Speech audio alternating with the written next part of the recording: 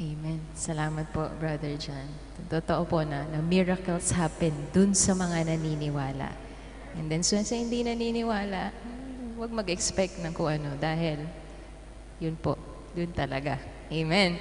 So sa pagkakataon po ito, i-ready po natin ang ating puso, ang ating isip dahil tatanggap po tayo ng powerful message na nanggagaling po sa ating nag-iisang Diyos na buhay. Entitled, Speak to the Rock. Amen. Akin na po tinatawagan ang mensahero po ng Panginoon. Sa gabing ito, si Pastor Estelito Aguilar. Palakpakan po natin ang Panginoon. Amen.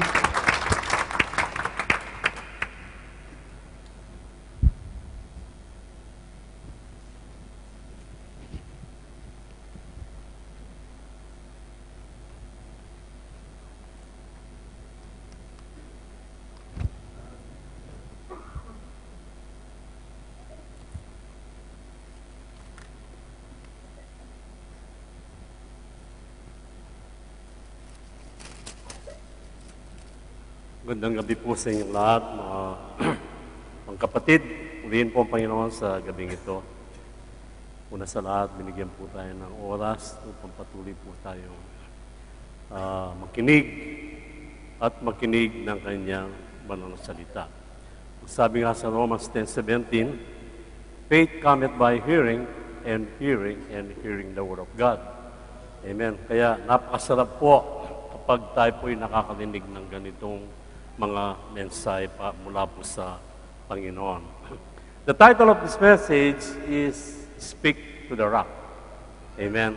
Tayo po'y tumayo. Let's open our Bible in the book of Numbers, chapter 20, verse 8. In the book of Numbers, chapter 20, verse 8. Babasahin ko po sa King James Version sa wikang Tagalog. Ayon po sa nasusulat, hawakan mo ang tungkod at isanin mo ang kapisanan. Isanin mo at ni Aaron ang iyong kapatid at magsalita kayo sa bato sa harap ng kanilang mga mata na ibibigay niyon ang kanyang tubig at ikukuha mo sila ng tubig sa bato. Sa ganito, paiinumin mo ang kapisanan at ang kanilang mga hayop. Purihin po ang Panginoon sa pagkabasa ng kanyang banal na salita. Palakpakan po natin ang Panginoon. At tayo po'y manalangin. Hallelujah, Lord. Hallelujah. Dakilang Diyos na makapangyarihan sa lahat, patuloy po kaming nagpapasalamat sa gabing ito. Nagpapasalamat po ako sapagkat daman-dama po namin ng iyong presensya sa aming puso at sa aming kalagitnaan. Sapagkat sa gabing ito, ikaw po ang aming dakilang guro. Kung wala ka sa aming piling, Panginoon, ang gawain na ito ay walang kabuluhan. Salamat po, Panginoon, at tayo sa iyong mga pangako, hindi mo kami iiwanan ni pababayaan man. Salamat po sa iyong mga pangako at ang lahat na ito, aking pong buong pusong pinapasalamatan sa natatayang pangalan mo lamang. In Jesus' mighty name we pray. Amen. Our message tonight, mga magulang at mga kapatid, ay patungkol po sa prayer. Amen. Lahat ng mapanalangin ay magsasabi ng Amen. Tunay nga po na napakasarap kapag marunong po tayong manalangin. Amen. So ang message po natin ay patungkol po dito sa prayers. And I hope, pagkatapos po nitong message na ito, mangungusap po ang Panginoon sa atin at kung paano sa susunod ay tayo po ay matutong manalangin. Amen. Mga kapatid, meron po isang senaryo sa Aklat ng Gawa, in the book of 16, verse 16, isang araw po nang patungo sina Paul sa dagong panalanginan, nasa lubong nila ang isang babatang babaeng alipin, ito po ay naalihan ng masamang espiritu na nagbibigay sa kanya ng kapangyarihan, makapangula, at malaki ang kinikita ng kanyang mga Panginoon dahil sa kanyang pangungula. Amen. Mga magulang at mga kapatid, tonight I just want to emphasize that fortune telling, o ito po ang tinatawag na spirit of divination. Spirit of divination, it means, mga kapatid, ito po ay pangungula at hindi po ito mula sa Diyos. Amen. But it is a evil spirit. Ito po ang nanggagaling sa masamang espiritu. Makinig po tayo, mga magulang at mga kapatid. Kaya kung tayo po ay mahilig sa mga pangula, remember, especially kung kayo po ay born-again Christian, huwag po kayong magpaula. Amen. Sapagkat ang sinasabi po ng Biblia, in the book of Leviticus, chapter 19, verse 31, huwag ninyong babalikan ang mga inaalian ng masasamang espiritu ni ang mga mangkukulam. Huwag ninyong hanapin na magpakaawa sa kanila, ako ang Panginoon ninyong Diyos. Maliwanag po ba? Ito po isang paalala po sa atin. Amen. Paalala po sa atin ito, mga magulang at mga kapatid. Ito po ay nanggagaling po sa masamang espiritu. Kaya wag po tayong sasangguni, tandaan po ninyo, sa mga mangungula o mga espiritista, kayo'y ituturing ng marumi ng Panginoon. Amen.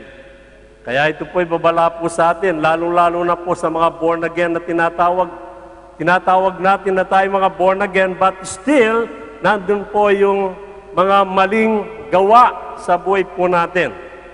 Amen. So God doesn't like fortune telling and spiritists. Sapagkat tandaan po ninyo, ang Diyos lang ang nakakaalam sa ating kinabukasan. Amen. Ang Diyos lang, wala nang iba, kundi ang Panginoon lamang ang nakakaalam sa ating kinabukasan, mga magulang at mga kapatid. Amen. Siya lamang nakakaalam sa ating inaarap, sa ating pangkasalukuyan. Amen. At sa nakaraan natin. Kaya wala po tayong dapat gawin, mga magulang at mga kapatid, kundi patuloy na saliksikin ang salita ng Panginoon. In the book of John chapter 8 verse 32, and you shall know the truth, and the truth will set us free. Amen. Yan po ang gusto ng Panginoon. Saliksikin po natin ang kanyang mga salita upang tayo po ay magkaroon ng kalayaan sa ating buhay. Amen. Majority po sa atin, at lalong-lalo na po tayong mga Pilipino, mahilig po sa sinasabi natin na superstitious. Amen. Lalong-lalo na po yung mga matatanda, kaya po kay Sister Aida. Amen.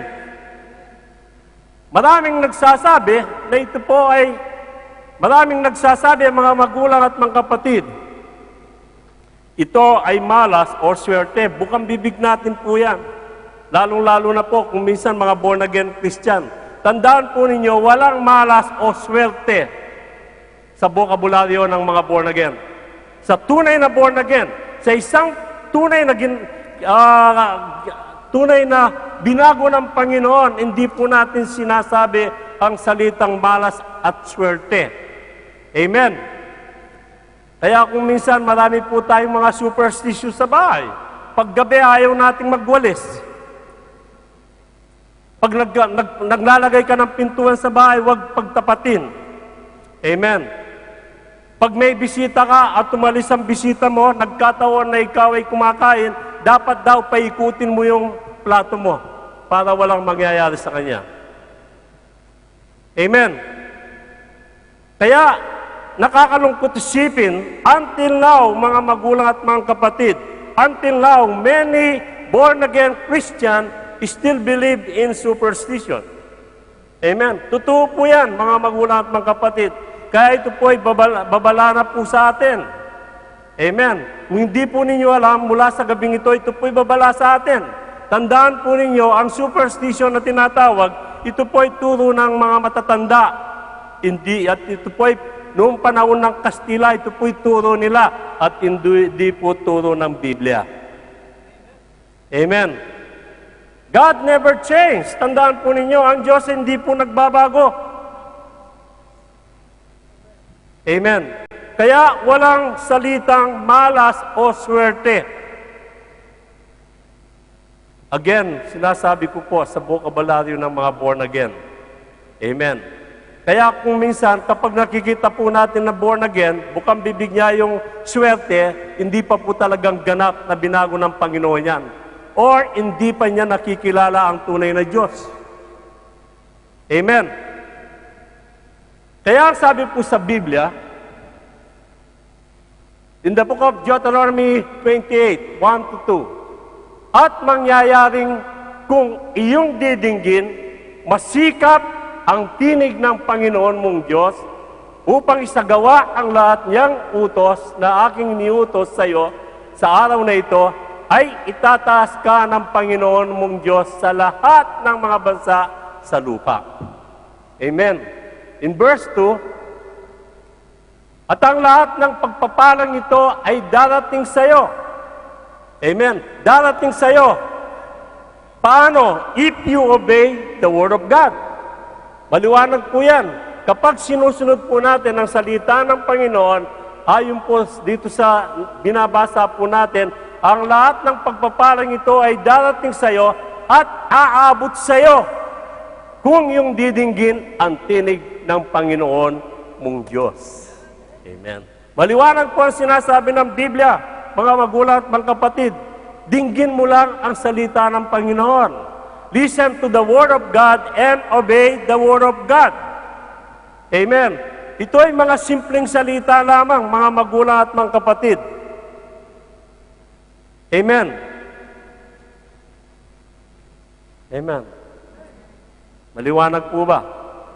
Again, in next verse, kapag tayo po ay gumaganap sa salita ng Panginoon, ang sabi po dito sa Deuteronomy 28 verse 15 and 16, ngunit mangyayari, amen, ngunit mangyayari po at mangyayari. Amen. Meron tayong assurance na kung hindi mo didinggin ang tinig ng Panginoon mong Diyos na isasagawa ang lahat ng kanyang mga utos at ang kanyang palatuntunan na aking niutos sa iyo sa araw na ito, na ang lahat ng sumpang ito ay darating sa iyo at aabot sa iyo. Amen. Kaya hanggang ngayon, mga magulang at mga kapatid, sinasabi ng mga ibang born again, ang tagal ko ng born again, hanggang ngayon, hindi makaangat ang buhay ko. Hanggang ngayon, nandun lagi sa pangangailangan. So it means to say, hindi mo sinusunod ang salita ng Panginoon. Amen. Kaya kung susundin mo ang salita ng Panginoon, God will bless you. Sumpain ka sa bayan at sumpain ka sa parang. Amen. Amen. Kaya kapag dumadanas ka ng hirap, brothers and sisters, hindi ka malas. Ang dahilan yan, hindi mo sinusunod ang salita ng Panginoon. Amen. Kaya kapag nananagana ka, ang ibig sabihin, ikaw ay sumusunod sa salita ng Panginoon. So walang malas o swerte. Dalawang bagay lang po. Sumusunod at hindi sumusunod sa salita ng Panginoon. Maliwanag po ba? Amen. Amen. Kaya kung minsan nagkakandahirap, Marami pong mga born again na nagkakandahirap, problematic. Tawagin natin na problematic, mga magulang at mga kapatid. Kabi-kabila, nanghihirap. Amen. Hindi lang sa mga unbelievers, but kundi sa mga tinatawag na mga believers. Kaya ang sabi po ng Biblia, in the book of Proverbs 22 verse 7,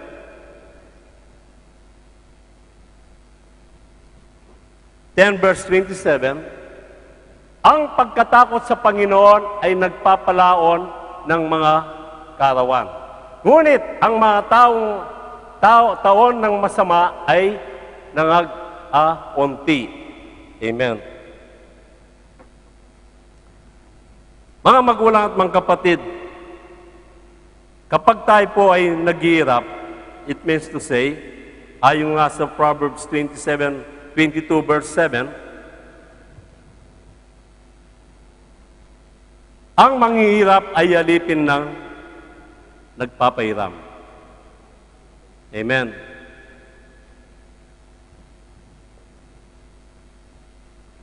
Tandaan po natin, kaya tayo po'y pinagpapala, mga magulang at mga kapatid, hindi dahil sa swerte ka, but dahil you obey the Lord. Kaya, maging maingat po tayo sa mga sinasabing kasabihan.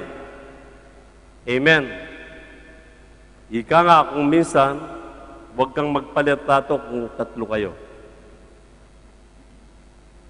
Malamang may mamamatay na isa sa inyo. Hindi po totoo yan. Hindi po totoo yan, mga magulang at mga kapatid. Tandaan po natin, ang Diyos ang siyang may awak ng buhay po natin. Ang Diyos ang may awak ng buhay po natin.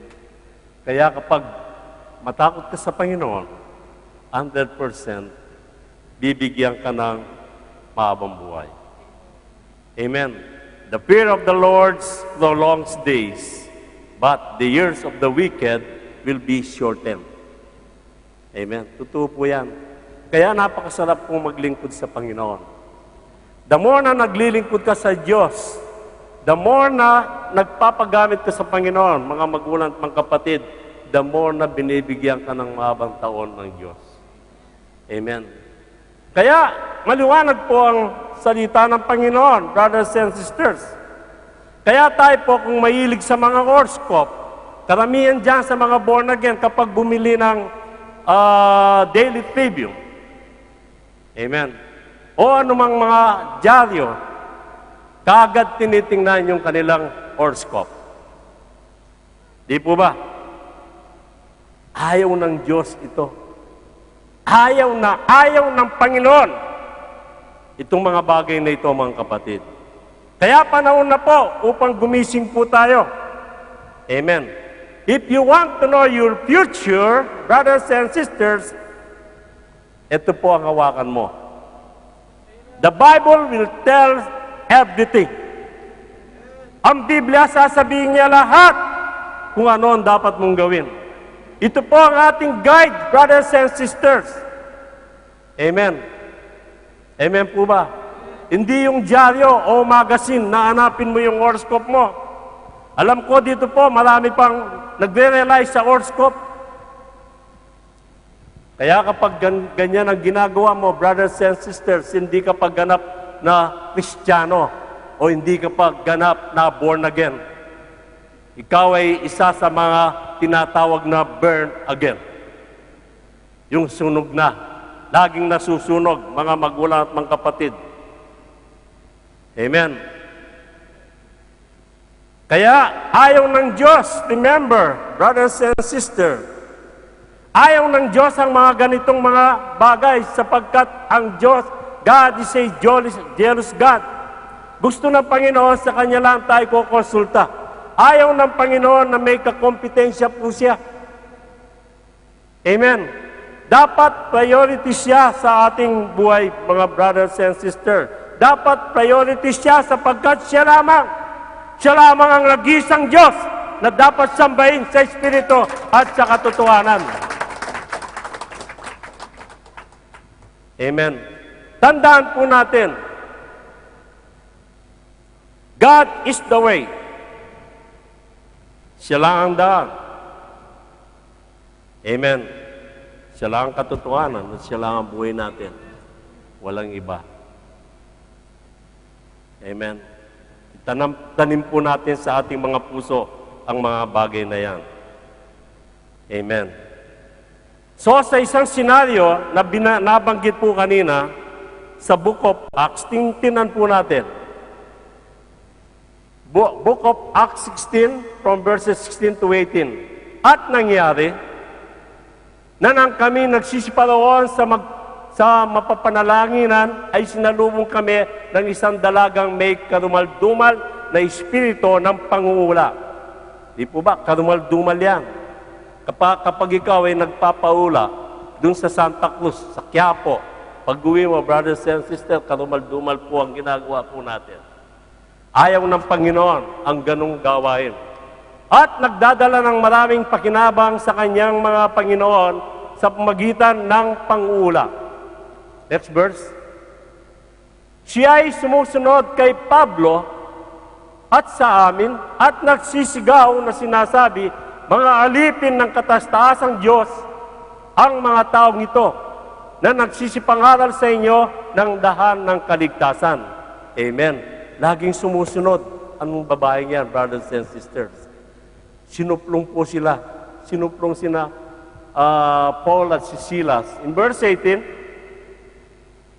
at maraming mga araw na ginawa niya ito. Amen. Almost every day. So siguro na na-irritate na itong si Pablo.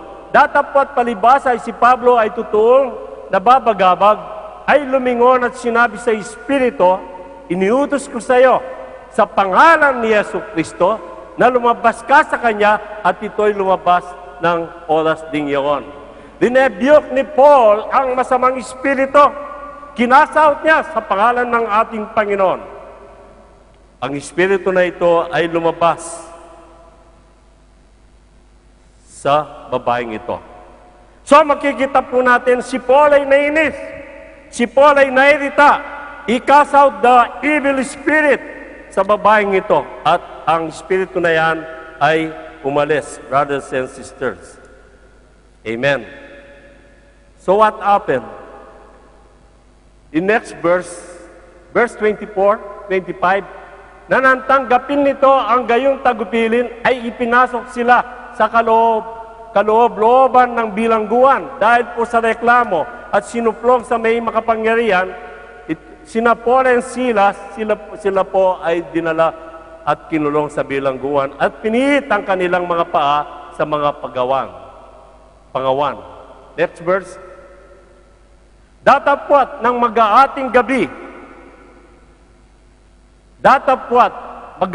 gabi, kapag sinabi pong mag-aating gabi or midnight, ito po ay panahon ng kadiliman.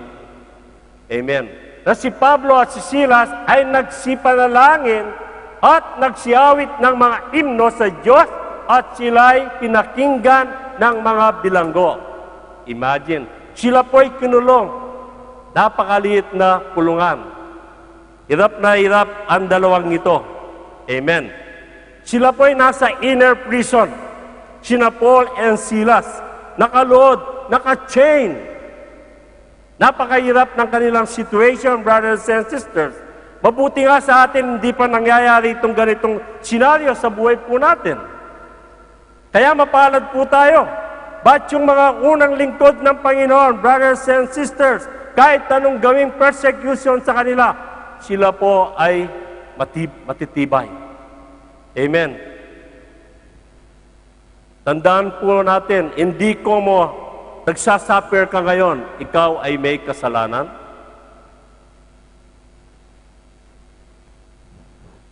Maraming believers sa mga panahon na ito na dumadanas po ng ganitong kahirapan. Nakakulong. Saan? Hindi sa kulungan. Nakakulong sila sa problema. Marami pong mga born again na ganito. Nakakulong sa problema. Nakagapos sa karamdaman. Totoo po ba? Totoo po yan. mga problematic born-again Christian, brothers and sisters. Ngayon, ang tanong, bakit po tayo dumadanas ng ganitong bagay? Amen. So, kanina, sa verse 25, ang sabi dito, datapwat mag-aating gabi na si Pablo at Silas ay nagsipanalangin at nagsiyawit ng mga himno sa Diyos at sila'y pinapakinggan ng mga bilanggo. Brothers and sisters, wala po ba kayong napapansin dito? Bagamat sila ay nasa kahirapan, mga magulang at mga kapatid, in midnight, it means to say, ito po'y panahon ng kadiliman. Mga evil forces ay laganap. Amen. Bakit po dumadanas tayo ng mga ganito? Lalong-lalo na po sa mga born again. Maraming believers na sa ngayon ay insecure. Insecure sila. Bakit? Sapagkat di nila kilala ang Diyos. Wala silang personal relationship sa Panginoon. Hindi nila kilala ang Diyos sa tutulang. Sila po'y nabubuhay sa mundong ito, but they don't have proper relationship to the one true God. Kaya masyado tayong emotional. Maraming believers na emotional. Amen. Sila po ay bilanggo ng problema. Sila ay gapos sa financial. Sapagkat ang panahon na ito ay panahon po ng iba't ibang mga problema. So si Paul, naramdaman niya ang init sa loob ng kulungan. Silang dalawa ni Silas. Naramdaman nila ang hapdi sa kanilang mga likod. Amen. Pero hindi po siya na-discourage. Anong ginawa niya? Hindi siya nanlupaypay. Anong ginawa niya? Siya'y umawit sa Panginoon. Siya'y nag-praise the Lord. Inawit niya ang Jesus is alive. So ito po isang halimbawa sa atin mga kapatid. Kapag dumadanas po tayo ng mga sakit at karamdaman, instead naman lupaypay ka, you must praise God. Amen. Purihin mo ang Diyos. Purihin mo ang Diyos, brothers and sisters. Amen. So makikita po natin dito, dalawang bagay ang ginawa ni Paul at si Silas. Sila po ay nanalangin at sila po ay umawit ng papuri sa Panginoon. Mga magulang at mga kapatid, kailan dumating na puno ka ng problema sa buhay mo? And during that time, ikaw ay nagpupuri sa Panginoon. And during that time, you are praising God. Kailan ba natin ginawa ito sa buhay po natin? Palagay ko, hindi pa natin ginawa ito. Anong ginagawa natin? Sinusumbatan natin ang Panginoon. Anong sinasabi natin? Nananalangin tayo. Anong sinasabi natin? Panginoon, bakit mo ipinaintulot ang ganitong mga pangyayari sa buhay ko? Amen. So sa kabila ng paghihirap nila, mga magulang at mga kapatid, hindi sila umiyak. Walang sinabi ang Bible na umiyak si Paul. Hindi sila nagsentimiento, brothers and sisters. Di sila nag-give up at di sila na homesick sa kanilang situation. Bagamat sila ay nasa ibang bansa. But they prayed. Amen. Sila'y nanalangin. Kailan ba dumating sa ating buhay ang ganitong mga senaryo, ganitong mga situation? Instead na mag-pray po tayo at tumawid sa Panginoon, wala tayong ginagawa kundi sinisisi ang mga ibang tao. Amen. Sinasabi natin, kaya nangyari ito kasi kasalanan ni kumare. Kaya nangyari ito kasi kasalanan ni pare. Yan ang lagi po natin ginagawa. Instead na mag-praise ka sa Panginoon, puro inanakit ang nasa puso mo. Paano nag-pray si Paul, brothers and sisters? So dito po sa Book of Acts, kung pag-aaralan po natin si Paul, ang kanyang mga prayer kakaiba sa atin. Amen. Paano nag-pray si Paul, brothers and sisters? Napakilos niya ang kamay ng Diyos. Amen. Napakilos niya ang kamay ng Panginoon. Tayo, nung nag-pray tayo, kailan natin naramdaman na pinakilos natin ang kamay ng Panginoon? Amen. Kaya, millions of people, they are praying daily, brothers and sisters. Anong naririnig mo sa kanilang mga prayer? Puro pahingi. Lord, bigyan mo naman kaming ganito. Lord, magbigay ka ng solusyon sa aking mga problema. Yan lagi ang naririnig ng Panginoon. Only few people can get the attention of God. Napakakunti lang mga tao na nakukuha nila ang attention ng Panginoon when they pray. So, how Paul and Silas, brothers and sisters, prayed and received God's answer. How? Tingnan po natin. In next verse, muna. Next verse. Exodus. In Exodus 17 verse 6, narito, ako'y tatayo sa harap mo, naroon sa ibabaw ng bato sa Oreb, at iyong papaluin ang bato. Amen. Anong instruction kay Moises, mga magulang at mga kapatid?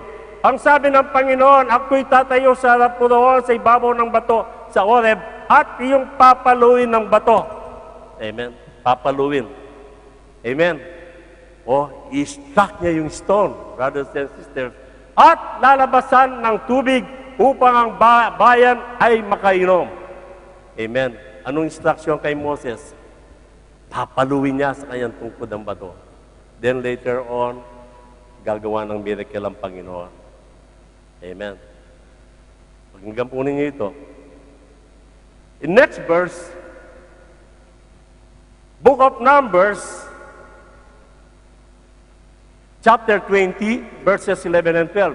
At tinaas ni Moises ang kanyang kamay at pinalong makalawa ang bato ng kanyang tungkod. At ang tubig ay lumabas na sagana at ang kapisanan ay uminom at ang kanilang mga hayop. Again, pinalo na naman ang bato, brothers and sisters. Amen. Mga magulang at mga kapatid, in the first place, ang sabi ng Panginoon, papaluin mo ang bato. Amen. Amen. 2 times yan. Ngayon sa ating text, ang sabi, in the book of Numbers 20, verse 8,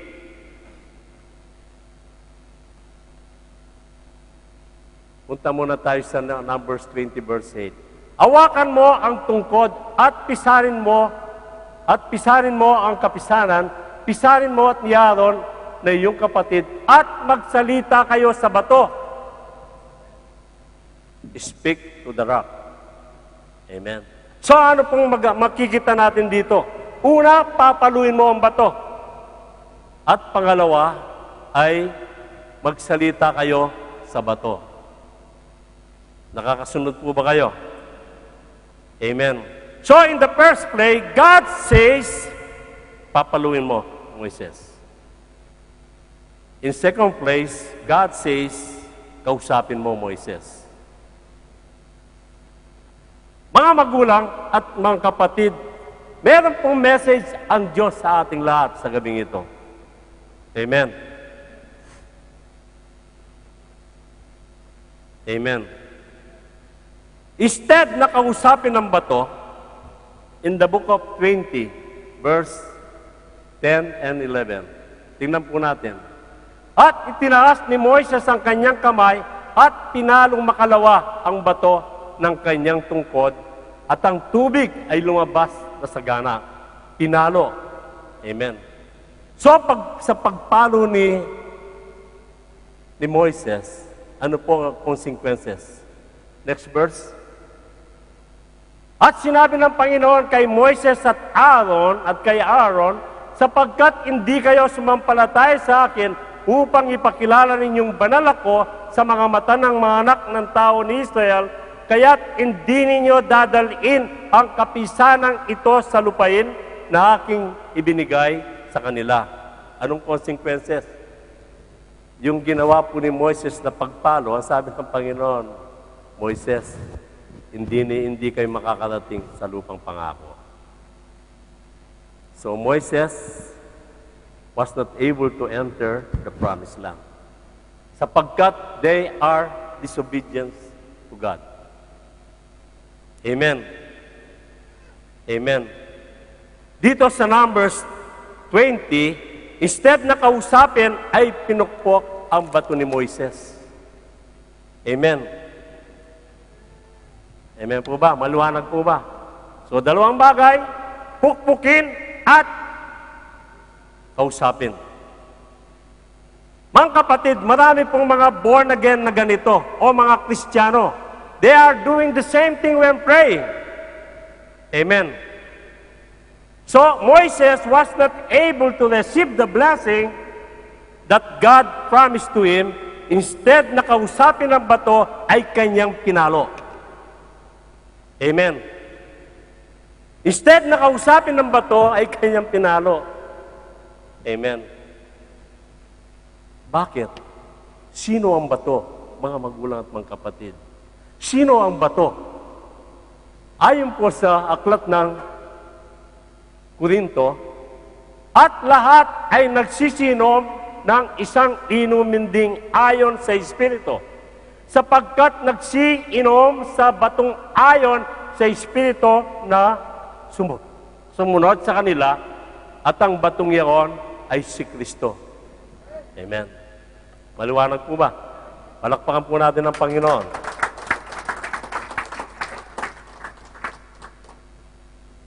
So ito po, ayon sa 1 Corinthians 10:14, ito po ay ka-type ng nangyari doon sa cross of Calvary. Amen. Doon sa cross ng Kalbaryo. Amen. Siya'y pinukpok. Sino ang pinukpok? Ang Panginoon. Amen. Siya'y sinugatan. Siya'y ipinako sa krus at siya'y binugbog. Amen. At siya'y dinuraan. Ito ang ibig sabihin, mga magulang at mga kapatid, na pupukpukin o papaluin o aampasin. But, kung tingnan po natin sa Numbers chapter 20, sinabi ng Diyos ay kausapin ang bato. Why? Bakit? Sapagkat napukpok na, napalo na. Ibig sabihin ng Diyos, tapos na. It is finished. Amen. Huwag mo nang pukpukin. Huwag mo nang ulitin pa, mga magulang at mga kapatid. Kaya ito po may kinalaman sa ating mga prayers. Tayong mga born again, inuulit pa natin yon. Amen. Madalas sa mga prayer natin, andyan ang sentimiento. Amen. Nandyan ang kinu-question mo ang Panginoon. Nandyan ang sinasabi mo lagi, Panginoon, bakit kami naghirap ng ganito? Bakit mo pinaintulot ito, Panginoon? Kung minsan sinasabi pa natin, Panginoon, kunin mo na ako. Gusto ko nang mamatay. Amen. Ganyan po tayo kadalasan, mga kapatid. Para mong pinupukpukan Diyos sa mga prayer mo. Amen. Ayaw ng Diyos ang ganitong mga prayers. Ayaw ng Diyos, brothers and sisters. Hindi ganito ang prayer ni Paul. Nung siya'y nasa kulungan, mga magulang at mga kapatid. Tayo, kapag nagpipray po tayo, anong nakikita ng Diyos sa atin? Nandun yung inanakit. Amen. Nandyan ang sama ng loob sa kapwa. Ayaw ni Lord yan. Why? Sapagkat natitisod siya sa atin. Amen. Yung nakaraan, pilit mong binubungkal. Amen. Sino bang hindi nakagawa ng kasalanan sa atin?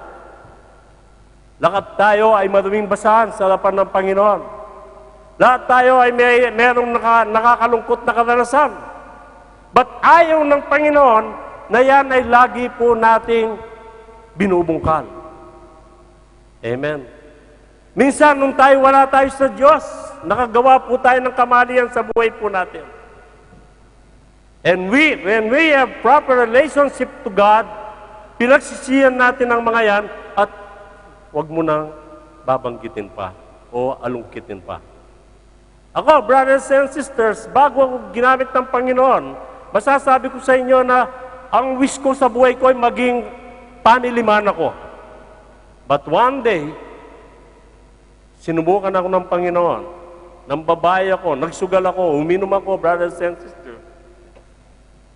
Kaya pala inalawad ng Panginoon yan upang gagamitin ako sa kanyang ubasan. Kaya inalawad ng Panginoon na ako'y mangalunya upang alam ko, may pangaral ko kung paano ang nangangalunya bilang isang lalaki. So everything, brothers and sisters, may plano ang Panginoon sa atin. Kaya kapag nagpipray po tayo, mga magulang at mga kapatid, huwag na nating babanggitin yung mga sama ng loob natin. But instead, pag-pray mo sa Panginoon upang maabag ang Diyos sa taong yan. Gaano mang kabigat ang mga problema po natin, mga magulang at mga kapatid, that's not the way how to pray. Today, God will teach us how to pray at hindi natin siya pupukpukin. Dapat kausapin natin ang Diyos. Tiyak na malulutas ang ating mga problema na dala-dala. Kaya alam ko sa gabing ito, mga magulang at mga kapatid, marami tayong dala-dalang problema sa buhay po natin. So paano mo napapakilos? Paano mo mapapakilos ang kamay ng Panginoon? Paano napakilos ni Paul ang kamay ng Diyos? Una, ang Diyos, tandaan mo, ay Diyos. Ang Diyos ay nananatiling Diyos, brothers and sisters. Kapag hindi natin napapakilos ang kamay ng Diyos, brothers and sisters, siya ay Diyos-Diyosan lamang. Ito ang Diyos na hindi nakakarinig. Ito ang Diyos na hindi nakakakita. Ito ang Diyos na hindi kumikilos, hindi humihinga, hindi Diyos yan. Ang Diyos natin ay buhay. Ang Diyos natin ay buhay. Kailanman ang pangako ng Panginoon ay hindi po nagkulang sa atin. Amen. Kaya kapag napapakilos mo ang kamay ng Diyos, yan ang tunay. Amen. It means to say, ikaw ay ganap na Kristiyano o born again sapagkat napapakilos mo ang kamay ng Panginoon. Kaya kapag ikaw ay nananatiling born again, you cannot move the hands of God. Hindi mo mapapakilos ang kamay ng Panginoon. Amen. Amen. Si Paul, kapag nag-pray, mga magulang at mga kapatid, anong sinasabi niya? Panginoon, iunat mo ang iyong kamay sa akin. That's it. It is a powerful message, brothers and sisters. Panginoon, ikaw ang kumilos sa aking buhay. Amen. Kaya, ang nangyayari, brothers and sisters, ano ang mga dahilan? Sapagkat maraming Kristiyano na hindi pa nila kilala ang Diyos. Tandaan mo, ang Diyos ay may mata. Tandaan mo, brothers and sisters, ang Diyos ay may kamay. Amen. Ang Diyos ay may tenga. Yan ang Diyos na nagkatawang tao. Yan ang ating Diyos. Si Yesu Kristo, ang nag-iisang Diyos na nasa langit. Siya ang Diyos na naayag sa laman. Siya ang nag-iisang Diyos. At wala nang ibang Diyos, brothers and sisters. Kaya kung napapakilos mo ang kamay ng Diyos, ikaw ay ganap na Kristiyano. 100%. But, marami sa atin ang napapakilos natin ang kamay ng Diyos. But, it is against us. Amen. Napapakilos mo ang kamay ng Panginoon, but kumikilos ang Diyos laban sa iyo. At karamihan sa mga player natin, tayo na mismo ang tumutugon at hindi ang Diyos. Amen. Kaya kung meron kang napupusuan na boyfriend o girlfriend, manalangin ka, sinasabi mo, born again ka, Diyos, ito na po ba? At dahil crush na crush mo, ikaw na ang tutugon. Huwag ko nang pakawalan ito. Amen. Ito na. Ganyan ang maraming mga born again, brothers and sisters. Akala nila kapag nag-born again ka, okay ka na. Hindi po. Marami pa po tayong dapat gawin. Mga magulang at mga kapatid.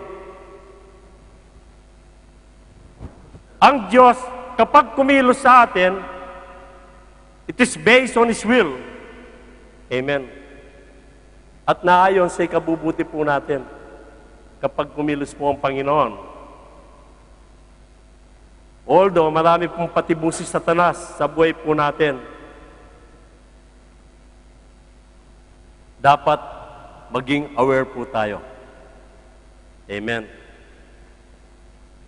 Remember, wala tayo sa pakpak ng agila, Sister Aida. Dapat tayo po'y nasa pakpak ng agila. Amen. Upang ang prayer po natin ay mapapakinggan ng Panginoon. So when you pray, at dito na po tayo magwawakas, ano pong sabi ni Paul in 1 Thessalonians chapter 5 verse 16? Maggalak kayong lagi. Kapag nagpipray ka, na dapat maramdaman din ng Panginoon ang kagalakan po natin. Kahit mabigat ang problema na dala-dala po natin, dapat maramdaman din ng Panginoon at makikita ang kagalakan sa ating mga puso. Amen. Ano pa? Magsipanalangin kayong walang patid. Amen. Ang problema sa atin, maging sa pagganap natin sa kainan, kapag nakadalawang subo na, tsaka lang natin maalala, hindi pa pala ako nag-pray. Amen. Kaya dapat magmanalangin tayo na walang patid. Sa lahat ng mga bagay ay magpasalamat kayo. Sa lahat ng mga bagay. Maging ito ay pagsubok o hindi pagsubok, dapat magpasalamat tayo sapagkat ito ang kalooban ng Diyos kay Kristo tungkol sa inyo. Amen. Kaya ang will ng Panginoon sa atin, mga magulang at mga kapatid, in everything, give thanks to God. Araw-araw, walang patid na pasalamat ang gagawin po natin sa Panginoon. Amen. Bago ka matulog, you have to pray. Pagkagising mo sa umaga, you have to pray. Bago mo gawin ang lahat, mga kapatid. At sa pagitan ng gawain na yan, tayo po'y nagiging ganap na Kristiyano. Si Paul, kapag nananalangin, mga magulang at mga kapatid, hindi yung, Lord, palayasan mo po kami sa aming kahirapan. Hindi ganon. Amen. Hindi yung wala kang maririnig sa bibig ni Paul kapag nanalangin na nandun yung problema. But, brothers and sisters, ang hinihingi ni Paul, yung kalutasan sa mga problema na yan. Pag nag-pray siya, sasabihin niya, Panginoon, ikaw ay namatay dahil sa aking mga kasalanan. Amen. Ikaw ay inilibing. Ikaw ay namatay, ikaw ay nilibing at muling nabuhay. Amen. And give thanks to the gospel of our Lord Jesus Christ. If we believe, brothers and sisters, in the gospel of our Lord Jesus Christ, tandaan po natin, we will have a sudden change sa buhay natin. Ang kaligtasan ay nandito sa Ebanghelyo ng Panginoon. Nandito po. Salvation is in the gospel of our Lord Jesus Christ. Everything is in the gospel. Tandaan po natin. Wala sa mga horoscope. So, kung ganito ang mood natin sa ating mga prayer, God will move in our life. At hindi mo pupupukin ang Panginoon, but kundi kausapin mo ang Diyos. And this is the basic foundation of our faith in to God, sa ating Panginoong Jesucristo. Kaya mga magulang at mga kapatid, it is time to seek God. It is time to seek the Lord. Amen. Huwag mong pupukin ang Diyos, kundi kausapin. In a simple prayer, brothers and sisters, God will move. Sa simpleng panalangin, mga kapatid, kikilos ang Panginoon. Kaya paulit-ulit ko na sinasabi, ang Diyos ay hindi tumitingin sa haba ng panalangin mo, but kundi sa bigat. Bigat ng ating mga panalangin. Diyan tumutugon ang Panginoon. Amen. Kaya mga brothers and sisters, from now on, remember, kapag tayo po'y nag-pray, in a short, but mabigat. Amen. Palakpakan po natin ang Panginoon. Kaya next time na tayo po'y mag-pray, alisin po natin yung mga puwot, mga hatred sa puso po natin. Before we will come close to God, let's confess our wrongdoing. Yung mga mali natin ginagawa, mga kapatid. Ang gusto ng Panginoon, makita niya yung pagmamahal natin sa kapwa. And that is one way upang mapakilos po natin ang kamay ng Diyos. Amen. So, salamat po sa gabing ito. And I hope, pagalis po natin dito, mga magulang at mga kapatid, sa gabing ito, mangusap po sa atin ng Panginoon. Tayo po tumayo.